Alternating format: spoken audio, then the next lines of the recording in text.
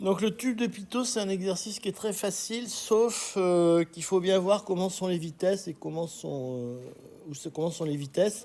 Et après, vous avez le problème de la différence de pression. Alors, les vitesses, c'est un petit peu compliqué à voir. Par contre, les différences de pression, il suffit, c'est toujours la même chose, de faire un dessin un petit peu annexe et vous les trouvez tout de suite. D'accord? Donc c'est tout à fait encore un exemple. Je vous dis, il faut faire un dessin où il n'y a que les paramètres pertinents pour vous et vous le trouvez. Ok? Donc c'est le problème du tube de Pitot.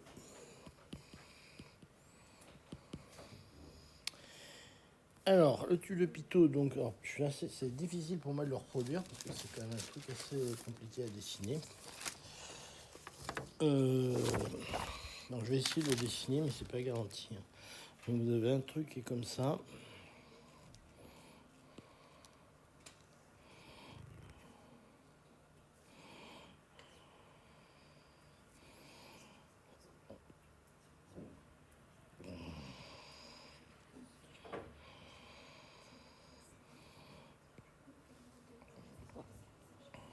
Bon, à la limite, le reste, on s'en fiche. Là, on a B, là, on a A. Ok. Et alors, donc vous avez un flux qui arrive comme ça. Et puis ici, il arrive comme ça. Alors, il vous avait donné quand même une indication avec le dessin. Vous voyez, les flèches s'arrêtaient en B. Puis ici, vous avez une altitude H. Alors, la première chose à comprendre dans ce truc-là, c'est que vous pouvez immédiatement dire que MGH, H, on ne va pas l'appeler H, on va l'appeler Z, pardon, égale constante. Alors si on néglige,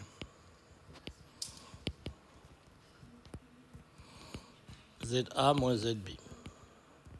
Alors ça paraît raisonnable parce que finalement, ils sont quasiment à la même hauteur. C'est pas ça qui va varier beaucoup. Par contre, vous voyez que la vitesse passe de 0 à VA et ça, c'est beaucoup plus important.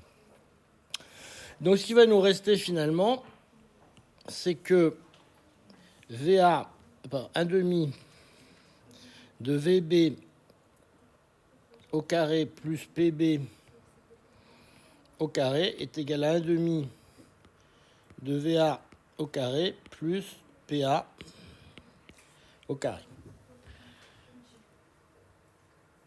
Alors c'est là, il faut avoir un petit peu un coup d'œil. Première chose qui n'est pas forcément évidente à voir, c'est que celui-là est égal à 0.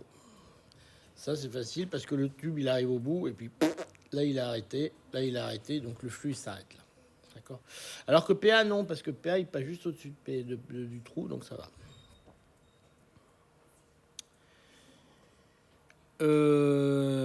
Deuxième chose qu'il faut voir, c'est que pourquoi j'ai mis un carré sur les pressions. Excusez-moi, pas de carré sur les pressions. La deuxième chose à voir, alors pour les pressions, c'est que si vous prenez un tube comme ça,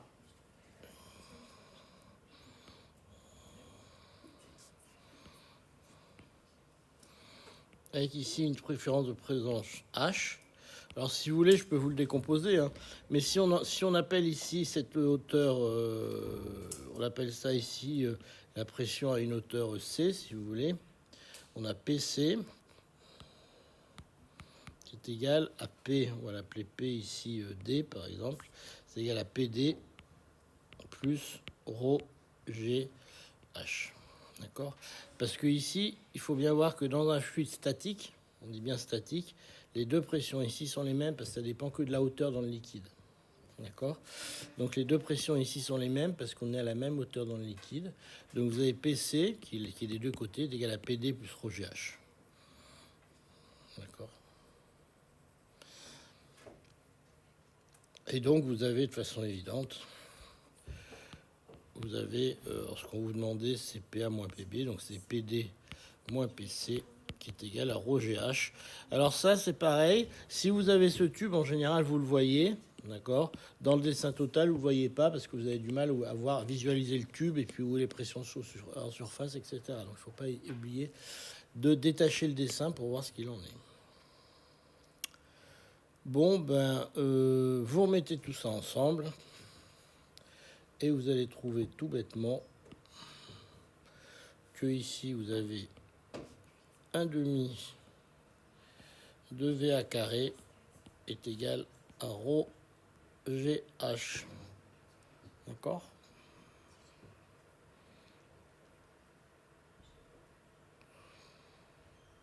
J'ai pas oublié un rho quelque part, moi. Si, j'ai oublié un rho, là. Je vais vous l'écrire proprement, parce que ça est vraiment écrit de façon dégueulasse, bien huilé.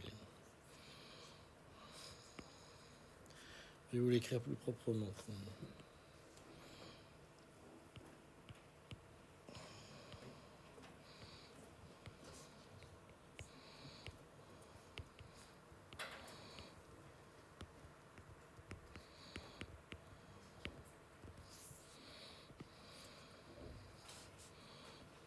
Voilà. Alors, ce que vous voyez, c'est que les rho vont se simplifier, d'accord? Et vous trouvez finalement que le VA est simplement égal à 2G petit h avec une racine carrée. Alors, est-ce que vous étiez arrivé à ça, là, ceux qui avaient fini là devant, vous étiez arrivé à ça? Voilà. Alors, ce que vous pouvez remarquer quand même, c'est que c'est une chute dans le vide. Ça, si vous lâchez une pierre d'une hauteur h, vous trouverez exactement la même chose. Les masses vont se simplifier, vous trouverez ça. Alors ça, c'est dû au fait que vous êtes dans un système où en fait vous avez pas de frottement. Donc c'est comme si ici vous aviez vous poussiez la pierre d'une hauteur GH. En fait, vous acquérez une cinétique de GH. Alors, je vais quand même vous montrer ce que c'est qu'un tube de pitot. Alors, je vais essayer de vous le montrer. Eh bien, je vais essayer. Dans la sonde de pitot, normalement, le B, donc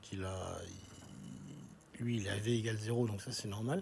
Mais dans l'avion, les sondes de pitot extérieur, vous voyez qu'il y a les sondes de pitot dehors. Quand il fait évidemment très froid à l'extérieur, normalement, il y a des trucs pour dégeler la sonde de pitot à cet endroit-là. Et ça n'avait pas fonctionné, c'est que la sonde de pitot s'était mise à geler ici.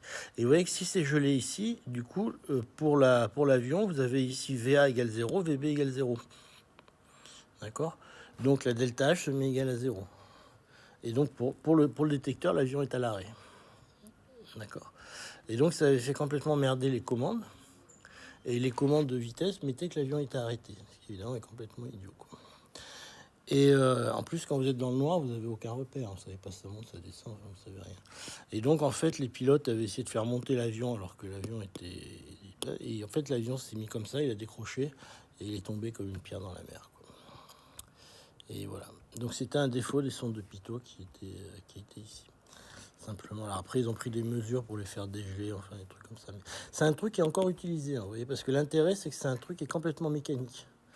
Vous avez de l'électronique pour lire la pression, mais c'est un truc qui est complètement mécanique et qui marche très bien. Parce que quel que soit, si vous voulez, vous mesurez une différence de pression. Donc même si vous avez de l'air qui avance, un écoulement d'air, vous mesurez la différence de pression. Donc vous mesurez quelque chose, même si l'air avance, vous voyez, quand vous avez une mesure relative, ça marche quand même. Donc c'est ça qui est intéressant avec le tube de pitot. Donc, vous voyez, sur un avion, il y en a quand même, des tubes de pitot.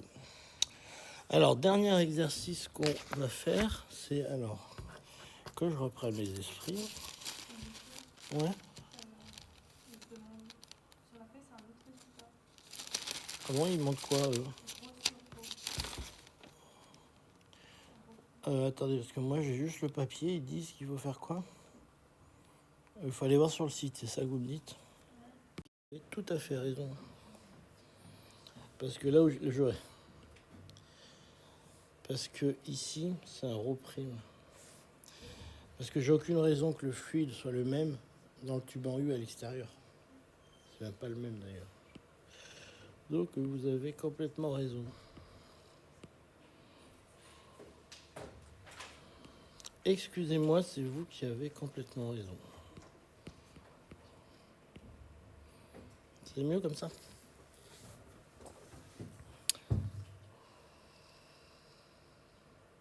Et là aussi, il faut que je mette, vous avez raison, là, il faut que je mette un rho prime ici aussi.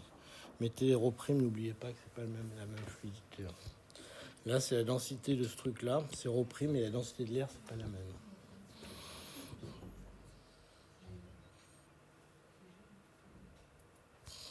Conduit bien un G qui traîne.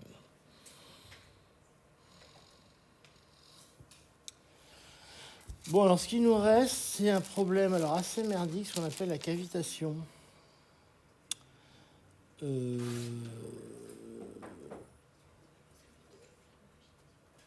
La cavitation, en fait, c'est un problème extrêmement compliqué, la cavitation. Donc on va aller sur le site pour trouver quand même ce qu'ils nous racontent sur l'exo. Donc c'est typiquement les problèmes d'examen qu'on vous pose. Et en plus, c'est comme le PITO, c'est vraiment un examen, enfin un truc qui pose des problèmes. C'est pas quelque chose de tiré de l'esprit malade d'un pro de physique. Donc le problème de la cavitation.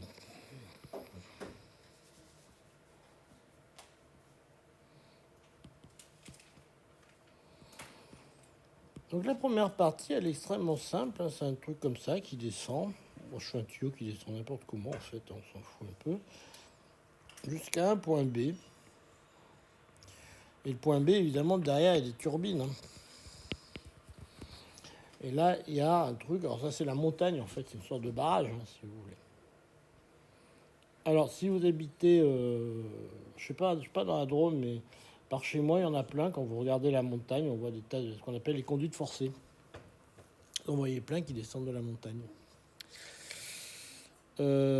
Et donc, la première question, c'est de savoir à quelle vitesse arrive ce machin. Je crois que c'est ça. Ouais, VB. Donc ben, c'est toujours pareil, on va appliquer Bernoulli en A et en B. Donc je vous rappelle que Bernoulli, il nous dit quoi?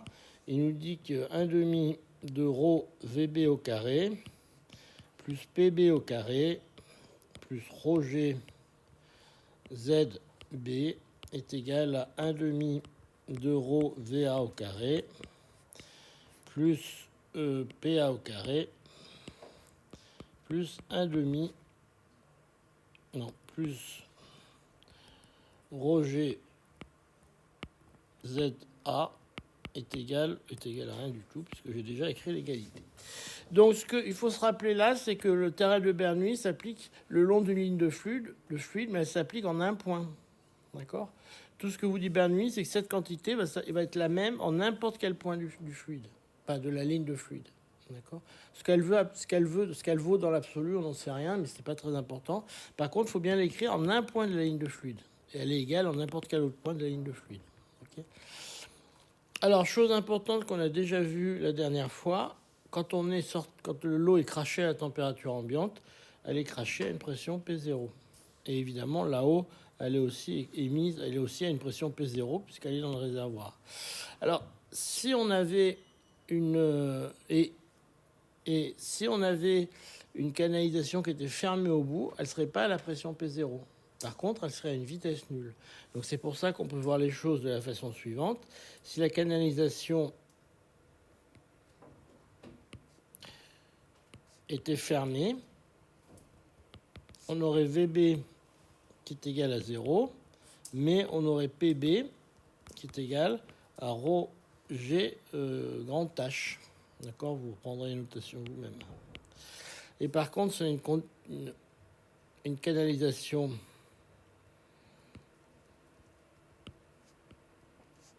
ouverte. On a VB qui est égal, alors on va le calculer, mais enfin c'est essentiellement ρg grand H le résultat. Mais on a PB qui est égal à P0. Donc en fait, ce que vous voyez, c'est que quand vous avez un système comme ça, que ce soit un Karcher, un de l'eau du jardin, etc., quand vous donnez une certaine pression, ce qu'on appelle dans le langage courant une certaine pression à l'eau, en fait, il y a deux possibilités. Soit votre tuyau est ouvert et vous transformez ce travail en vitesse. D'accord? Ça, c'est le cas où vous avez ouvert votre tuyau. Vous transformez cette énergie en vitesse, mais l'eau, elle est toujours à P0. Vous n'avez pas gagné en pression. Soit vous fermez le clapet, à ce moment-là, vous ne donnez pas de vitesse à votre eau, par contre, vous donnez de la pression. Donc à chaque fois, vous lui donnez de l'énergie, soit sous forme d'énergie potentielle, ρGH, soit vous lui donnez sous la forme d'énergie de pression, entre guillemets. À ce moment-là, vous avez ρGH de pression dedans. Ou alors, vous avez une vitesse qui vaut racine de ρGH. Ok? Pardon? Parce que je me suis trompé.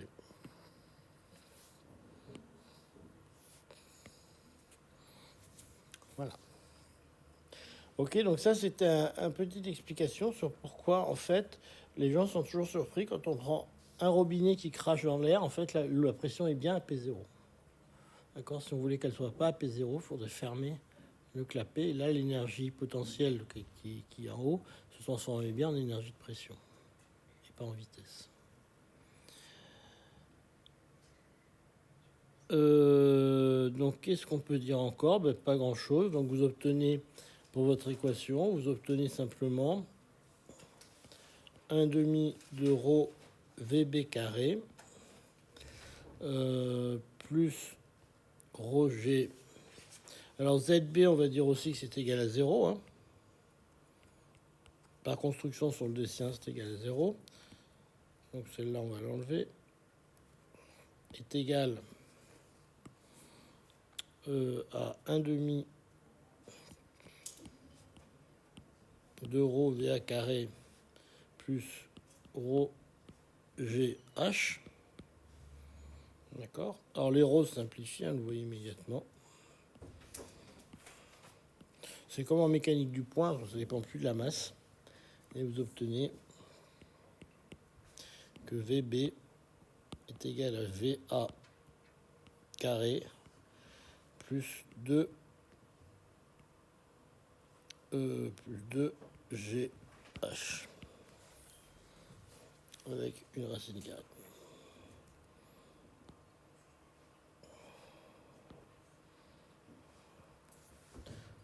Voilà.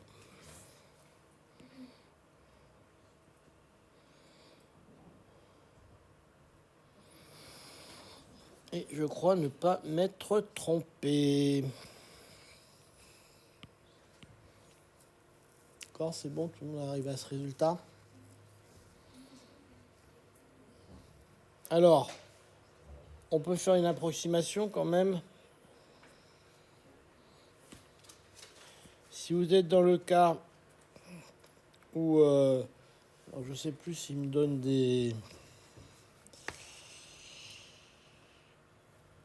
S'il me donne pour VA très petit devant VB, ce qui en général est le cas, on peut approximer VB par VB de l'ordre de 2GH.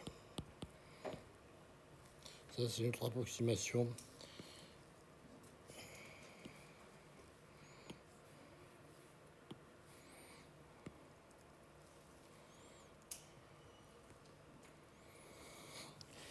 Là, c'est un cas VB très petit devant VA. Simplement, on reprend que ce terme-là est négligeable devant 2GH. Ça, c'est vrai si la surface ici est très grande devant celle-là, ce qui en général est le cas.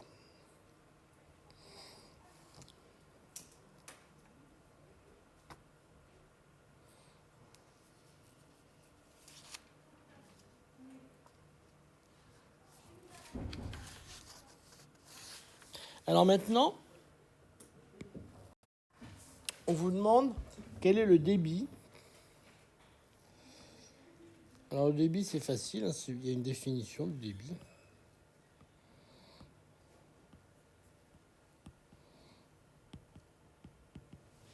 Le débit, c'est Q égale à V scalaire S. Okay. Donc faites attention, ça peut éventuellement, des fois, si on regarde un débit qui n'est pas dans le sens du flux, ça peut être éventuellement faire intervenir un terme cosinus. Je doute qu'on vous pose cette question, mais ça peut arriver éventuellement. Avec un Q, moi j'ai trouvé un Q, avec une vitesse, non, avec un Q, je trouve 4 mètres cubes par seconde. Ce qui correspond évidemment à 4000 kg par seconde.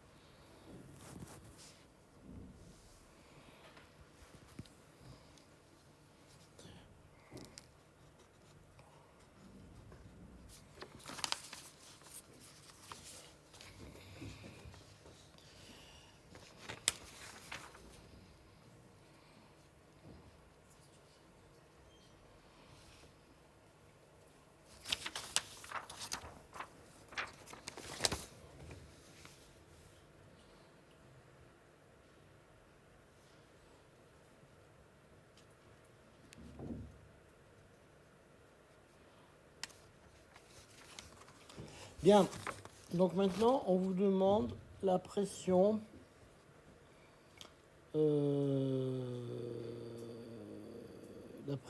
au point C. D'accord? Donc la pression au point C,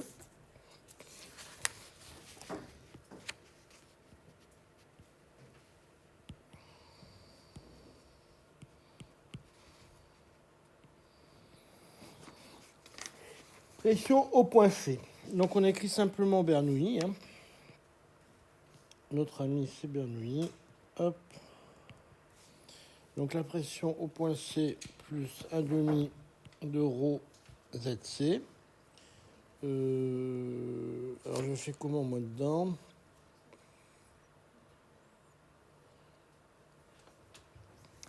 Ah oui, j'ai écrit c'est égal à PA plus 1,5 de rho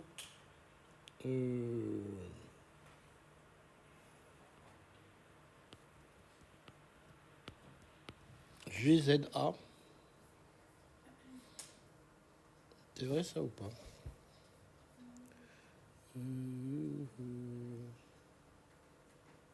Faudrait que j'ai un dessin pour voir ça. Donc j'avais écrit que PC moins PA est égal à 1,5 de rho G facteur de ZA moins ZC. Alors là, il faut que je trouve un bouquin, il faut que je trouve le dessin pour vérifier que c'est vrai ça.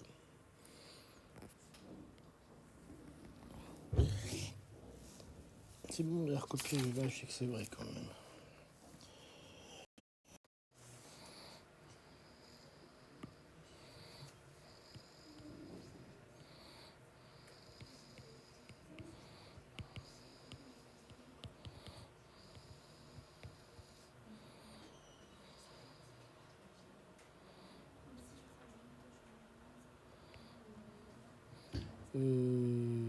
C'est combien c'est Z entre B et C, c'est Z, c'est ça? Voilà.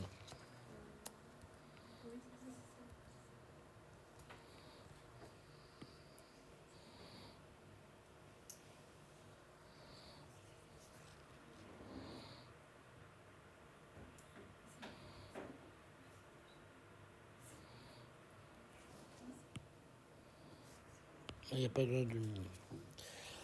Voilà. Bon, c'est la même chose.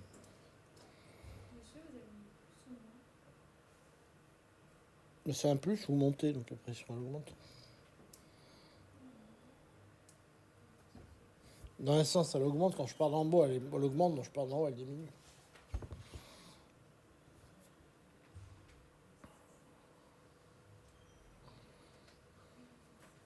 Là, ils disent que PC doit diminuer quand Z augmente. Dans la question. Ils disent quoi? Ils disent que PC diminue quand Z augmente. Donc, ce que vous écrivez, c'est que PC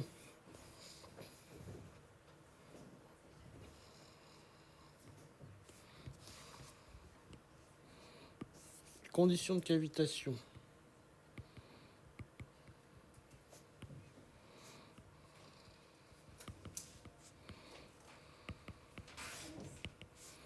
PC doit être plus petit que la pression de cavitation. On va l'appeler P et PC parce qu'ils ont une façon toute bizarre de l'appeler. Non, pas l'appeler PC, on va l'appeler P-cave. D'accord? Donc, il nous faut que P soit plus petit que P cavitation, ce qui entraîne que vous avez PB plus rho GZ qui doit être inférieur à la P de cavitation. Et comme PB ici, on sait ce que ça vaut, c'est la pression atmosphérique, d'accord? Ça vous fait P0 plus rho GZ inférieur ou égal à P de cavitation. Et ça veut dire que les points sur lesquels vous n'avez pas de cavitation, c'est Z inférieur ou égal à 1 sur rho G, pardon, inférieur à 1 sur rho G, facteur de P cavitation,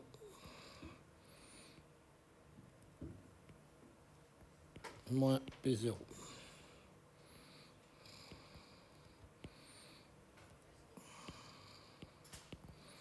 Là, vous avez l'ensemble des points Z sur lesquels vous n'aurez pas de cavitation. Donc, tant que vous restez en dessous de cette hauteur-là, vous n'aurez pas de cavitation. Alors, vous voyez que ça fait quand même intervenir la densité du fluide. Si vous avez un fluide très dense, il faut monter de moins en moins haut.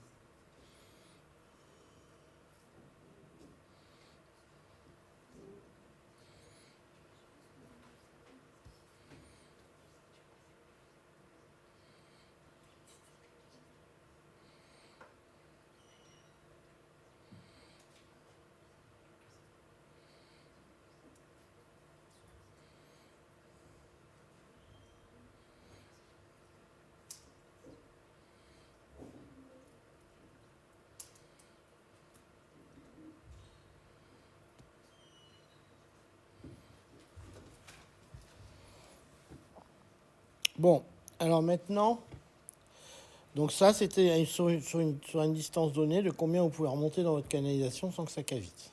Okay. Maintenant, on va passer au problème du débit.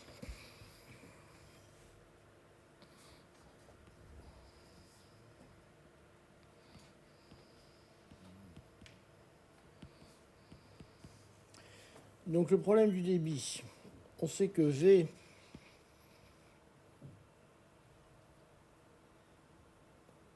c'est quoi VDSD?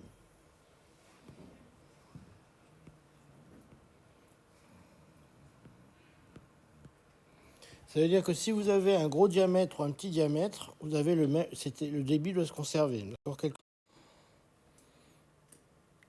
Donc j'ai la conservation du débit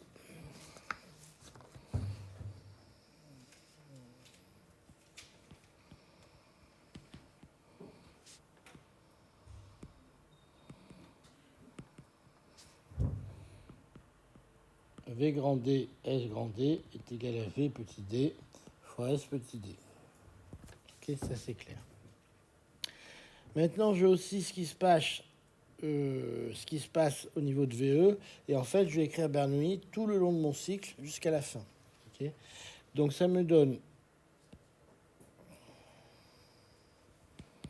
Bernoulli, j'écris que c'est 1/2 de rho VE carré plus rho GZE. Ok. Alors, ça, c'est quoi? C'est simplement les deux premiers termes de Bernoulli en bas. Et je laisse tomber la pression. Bon, je vais écrire la pression, on la simplifiera après, d'accord? Plus l'autre terme de Bernoulli, c'est 1/2 de rho VA carré plus rho GZA plus 1/2 plus PA. Alors, si je regarde ces termes-là, il y a plein de termes qui s'éliminent. C'est toujours pareil. Vous écrivez Bernoulli une extension. Vous regardez ce qui va s'éliminer derrière. Vous voyez que ça, PE, ça sera la pression atmosphérique. Donc, c'est P0. Ça, c'est P0. Ça s'élimine. OK. Du côté de VE, je vais prendre mon origine. Ici. Donc, je mets Z2 égale 0. Donc, ce terme-là va s'en aller. OK. Normalement, VA carré, je dois pouvoir à peu près le garder. Ok. On verra ce qu'on en fait après. Et ça me fait VE carré. VE qui est égal à VA carré, plus, à ce moment-là, il me reste un 2 sur rho, ça me fait un 2 G fois ZA sur ZB. Ça me fait un grand H. 2G grand H. Voilà.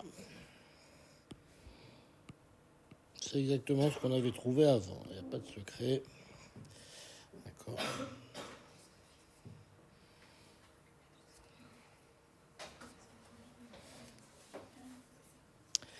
Et ça, alors il manque une racine carrée, évidemment.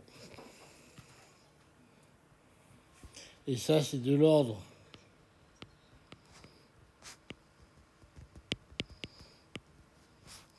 dans le cas où VA est très petit devant VE, ce qui risque d'être le cas. Donc à ce moment-là, on est dans la limite où VE est de l'ordre de racine de 2GH. Okay. Alors, pourquoi ça m'intéresse de le faire comme ça? Parce qu'en fait, le VA, c'est quelque chose qui va plus me gêner qu'autre chose. Ouais, vous avez des questions? C'est bon? Alors, le VA, c'est quelque chose qui va plus me gêner qu'autre chose parce que je vais revenir à l'expression du débit maintenant. Et le débit, vous savez que Q, c'est égal à VA fois SA. D'accord?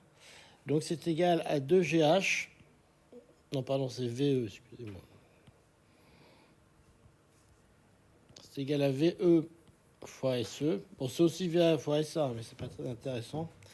Donc, ça me fait 2GH fois pi R2. D'accord.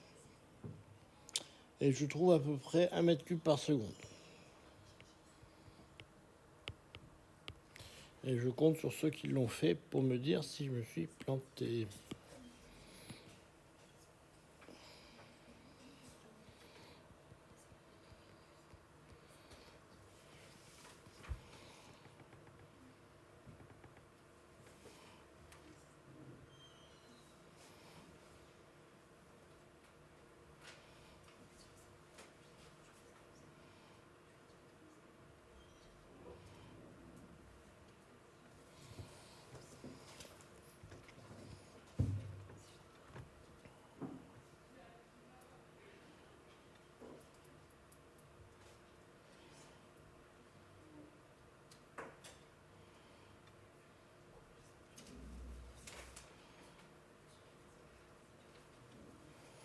Alors, maintenant, on nous propose de calculer la vitesse en un point C de la conduite. D'accord?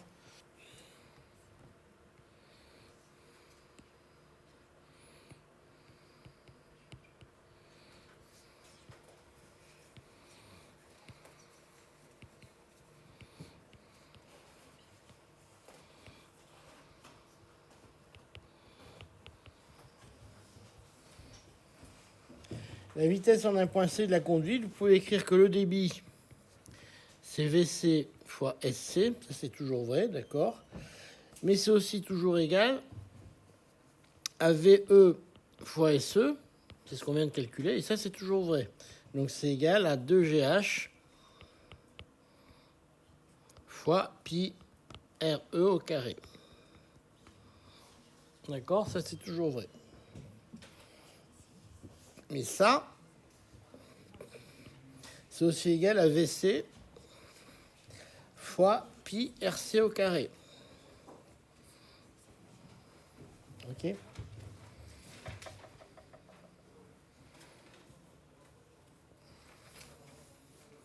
Et vous trouvez finalement que VC est égal à 2GH fois... je suis planté quelque part là.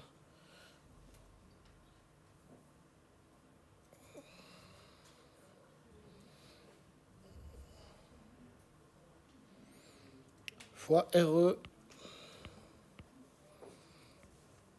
sur RC. C'est ça, si je prends la racine carrée, il ne me reste plus que ça.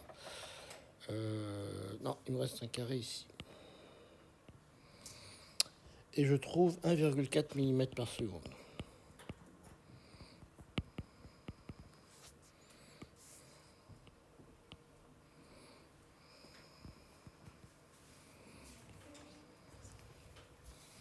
Ok?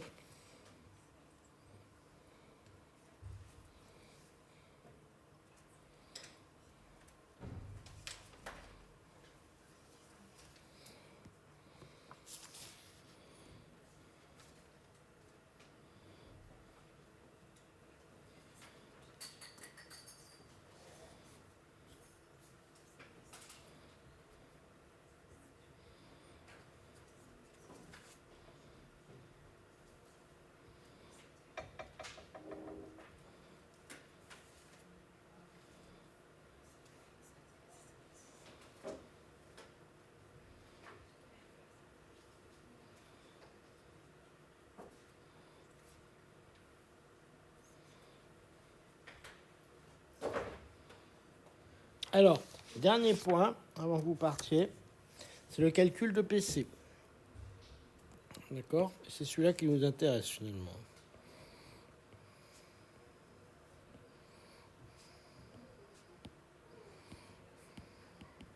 Donc j'applique à nouveau Bernoulli.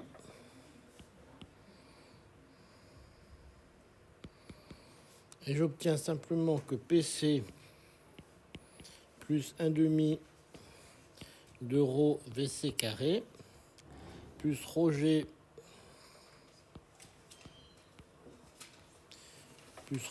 ZC est égal à PE plus 1 demi de rho VE carré plus Roger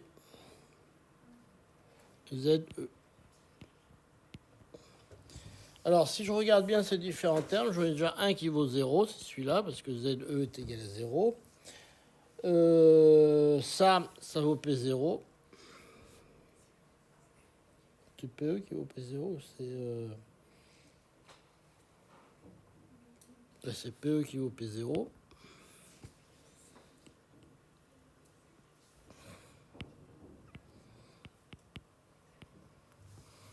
Bon, alors Zoupeta, finalement, il me reste, si je mets tout ça d'accord, je vais grouper les termes de pression, je vais grouper les termes qui vont bien. Il me reste un PC plus, donc vous voyez, je groupe les termes en rho C plus 1 demi de rho VC carré moins VE carré. Et puis, il me reste égal le P0, en fait. Je vérifie que je dis pas de conneries.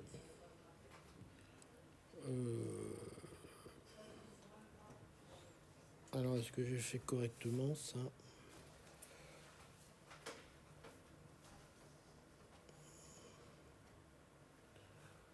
Non, je n'ai pas fait correctement. Oh, attendez, je vais remettre l'algèbre correctement quand même. PC plus rho GZE est égal à P0 plus 1 demi de rho VE au carré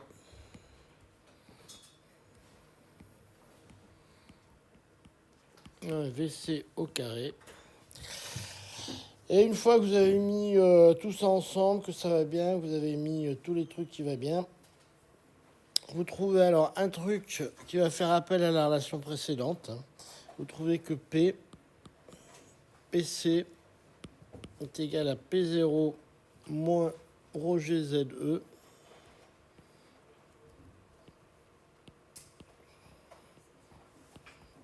Alors ça, c'est quelque chose que vous connaissez parce que c'est ce qu'on avait trouvé dans la question précédente. À un moment, on était passé par là, par P0 moins rho GZ2. Ça, c'est assez facile. Plus 1 demi de rho VE carré moins VC carré. Et voilà, c'est ce que vous obtenez quand vous faites tout ça. Ça, c'est un joli exercice qui fera un bon problème d'examen. Bon, il y a un petit peu d'algèbre à manipuler, mais c'est pas très très compliqué non plus, quoi. Donc l'algèbre, vous le faites tranquillement à la fin. Et je pense que vous obtenez le résultat sans trop de difficultés.